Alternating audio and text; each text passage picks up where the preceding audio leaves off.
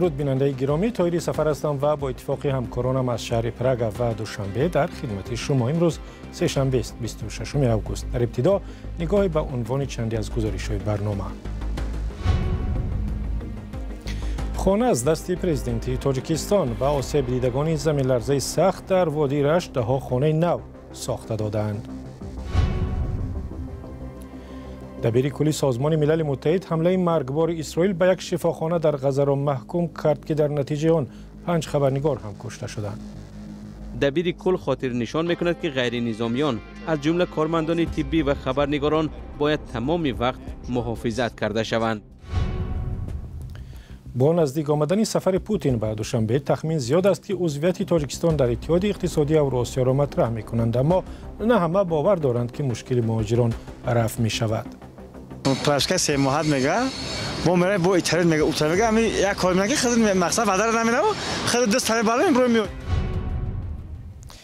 در وادی رشت به آنهایی که در زمین لرزه بهار امسال بی خانه و در مانده بودند 36 خانه استقامتی ساخته دادند. دفتر مطبوعات ریاست جمهوری تاجیکستان روز 26 اوگوست گفت که در همین روز هنگام سفر امام علی رحمان به رشت به آسیب دیدگان زمین لرزه 14 خانه استقامتی 4 حجره‌ای و 22 خانه 2 حجره‌ای تقسیم کردند.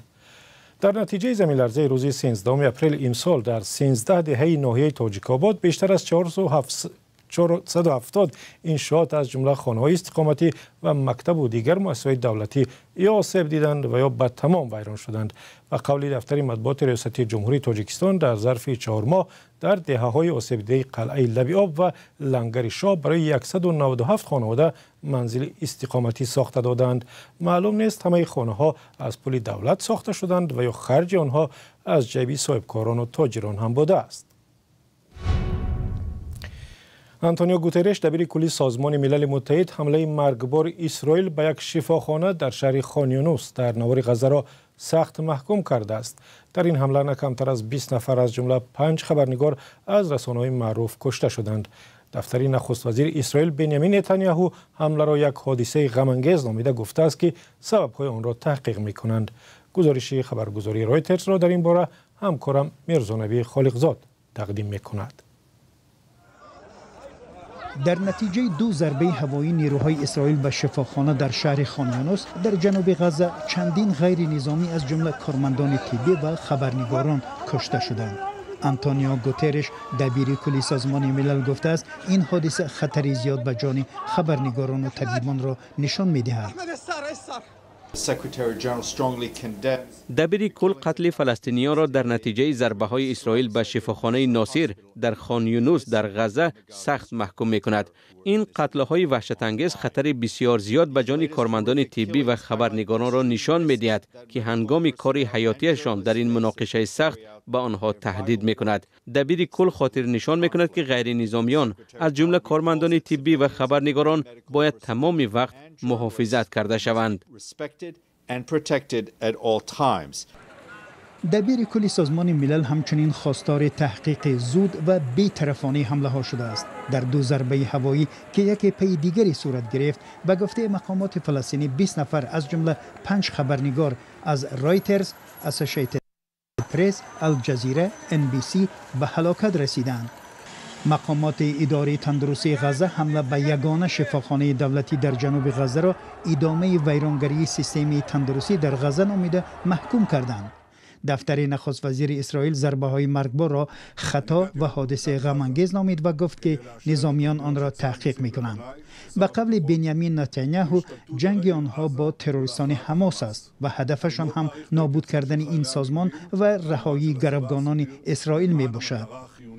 پس از حمله مرگبار سازمان تندروی حماس به اسرائیل در ماه اکتبر سال 2023 نزاع بین اسرائیل و این سازمان اوج گرفت. حماس که امریکا و اتحاد اروپا آن را سازمان تروریستی می‌دانند در آن زمان بیشتر از 1500 اسرائیل را کشت و ده‌ها تن دیگر را گروگان گرفت. بعضی را هنوز هم در اسارت نگه می‌دارد.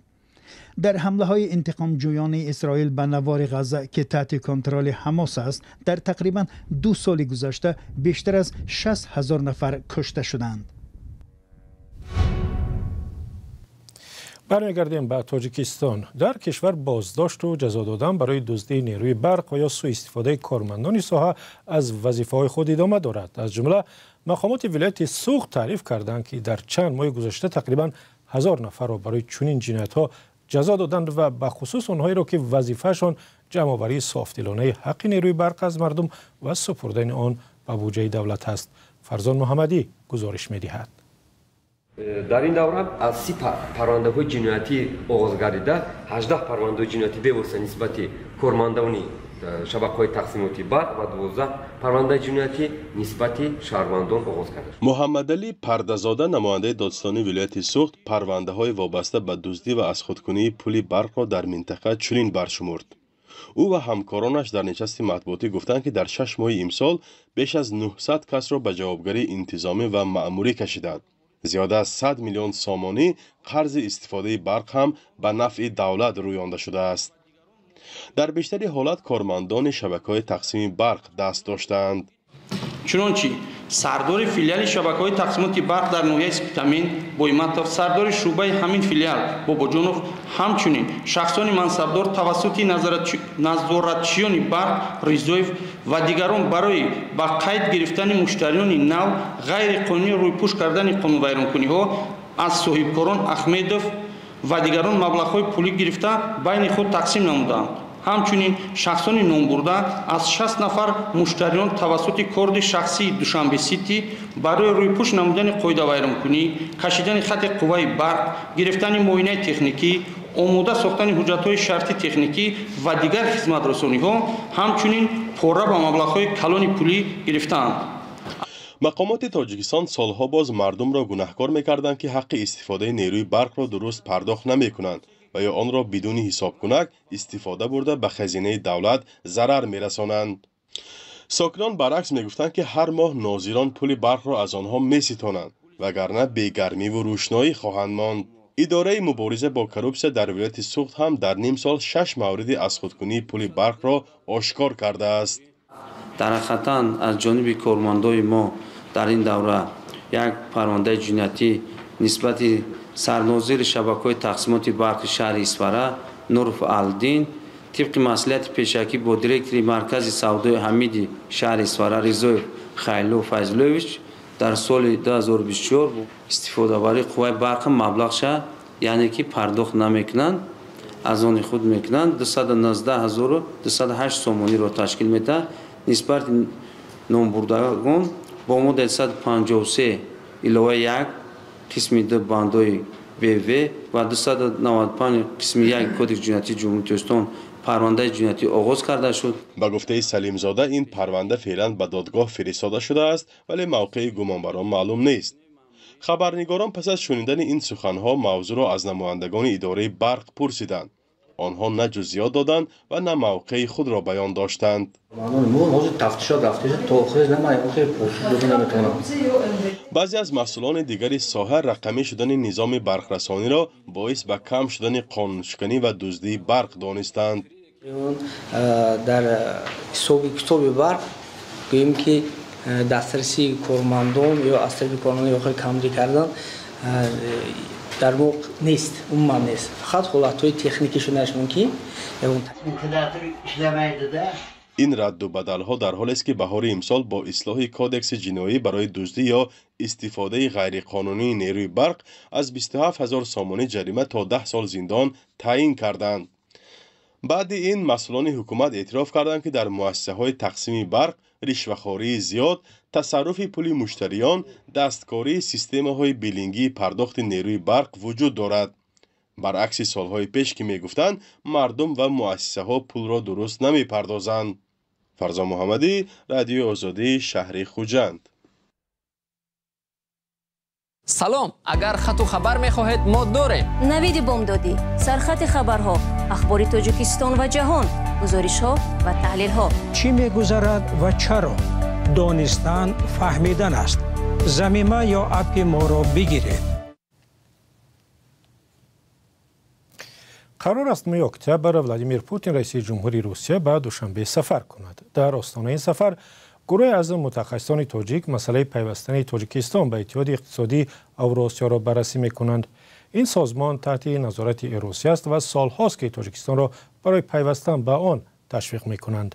جزئیات در گزارش همکاری ما ارشاد سلیمانی و برات یوسفی. الهام قربانوف ساکنی 39 ساله شهر باختر که برای دریافت گواهینامه زبان روسی به نمایندگی اداره مهاجرت روسیه در دوشنبه آمده است، از سر و صداهای شامل شدن تاجیکستان به اتحاد اقتصادی اوراسیا چندان خرسند نیست. الهام باور ندارد که عضویت تاجیکستان در این سازمان در روزگار مهاجران تاجیک در روسیه تغییرات مثبت خواهد آورد. برای که خرجش شدن همون برای گریز کفشستان. چی رنگ؟ می تماشای سر ایستادگی. آخه روی قاعده‌اش میگن که پاتنت نمیسپاری، رجیسترات نمیکنی، دیگر پراپیسکاوی چیزا آسان‌تر میشه، رفت و آمد آسان میشه. یا خوبی نداره برای خوبی داره نه با چی بار وزن‌تر می‌نن که خیلی پرچم گریزی بیو. چی باری؟ یا پراپیسکا 3 ماه میگه. با میره با ایتالیا میگه اوتر میگه همین یک کار میگه خیلی مقصد بدر نمیره خیلی دست تنه بالا امروز میاد تمام. خبر عضویت احتمالی تاجیکستان در اتحاد اقتصادی اوراسیا در حال دوباره داغ می شود که قرار است رئیس جمهوری روسیه ولادیمیر پوتین ماه اکتبر به تاجیکستان سفر دولتی انجام دهد. اولی ماه اوگوست ذوقی زاده وزیر رشد اقتصاد و سودای تاجیکستان گفت یک گروه کاری بین اداروی شامل شدن یا نشدن تاجیکستان را به این اتحاد آموخته خلاصه خود را به حکومت می‌سپارد. یک منبع در وزارت اقتصاد نیز روز 25 اوگوست گفت که خلاصه وزارت و اداره ها روزهای نزدیک پیشنهاد می شود و آنگاه تصمیم خواهد گرفته شد. کارشناسان از سود و زیان عضویت تاجیکستان به اتحاد اوراسیا صحبت می کنند. باید که ما یک فکر کنیم که داخل شدن به همین تشکیلات که سیاسی باشد چه اقتصادی باشد با تاجیکستان چه فایده می بیارد. ما باید انیخ فهمیم که مثال در داخل شدن قرقیزستان با همین چی داد چی مشکلی ها رو حل کرد یا که چی پرابلم پیدا کرد. لیکن اگر از جهتی مهاجرت گوید مهاجرت خیلی خوب بشه چون که آنها مثل شهروندان قرقیزستان از گرفتن پتنت آزاد میشن و مناسبت نسبت به آنها دیگر خیلی میشن. تاجیکستان از زمان تأسیس این سازمان در سال 2015 همیشه میگفت که شتاب نمیکند و سود و زیادی این عضویت را میآموزد. اما بار اول است که از سوی حکومت یک گروه کاری تأسیس داده میشد. موضوع عضویت تاجیکستان در این اتحاد اقتصادی که غرب آن را بیشتر یک سازمان سیاسی عنوان میکند همیشه خبرساز بوده است. روسیه در سالهای اولی تأسیس این سازمان گروه‌های طرفدار را از حساب دانشمندان، رسانه‌ها و محافل رسمی فعال کرده بود. رواهای آزاد و بدون روادید، بازار یگانه، تحصیل و اقامت ساده، سبکی‌ها برای مهاجران، بیکار شدن باج گمرکی مال و کالا، تعریف‌های پستر، سرمایه‌گذاری و طرح‌های مشترک، رشد زیرساخت‌ها و تجارت، کاهش وابستگی به چین و کشورهای غربی از برتری‌های این سازمان برای کشورهای عضو گفته می‌شود. اما بلاروس، قزاقستان و قرقیزستان بارها از تطبیق نشدن این ضمانت‌ها اعتراض کردند. در برابر این برای تاجیکستان پایبندی زیاد به روسیه، آسیب دیدن از لغو درآمدهای گمرکی، ضربه‌های نو به بازار ضعیف داخلی و کلاً کاهش سایر اختیاری ضرر دانسته می‌شود. گفته می‌شود مونوپولیست‌هایی که به سطح عالی حکومت ربط دارند ضد این عضویتند. اکنون این هم صدا می‌دهد که شاید معامله مهمی در آن سطح انجام شده است که باعث تأسیس گروه کاری حکومت گشته است. 15 دقیقه که برای برنامه خبری و تحلیلی اخباری آزادی داشتیم و پایان رسید. اگر میل دیدن ویدیو و خواندن خبرهای بیشتر را دارید پس سری بزنید به وبسایت azadi.org و صفحه رادیو آزادی در اینستاگرام، تلگرام و تیک تاک و فیسبوک. اگر شما هم خبری دارید و میخواهید دیگران بدانند به ما بفرستید. تحقیق میکنیم درست بود نشر میشود. تا دیدار در برنامه‌های دیگر.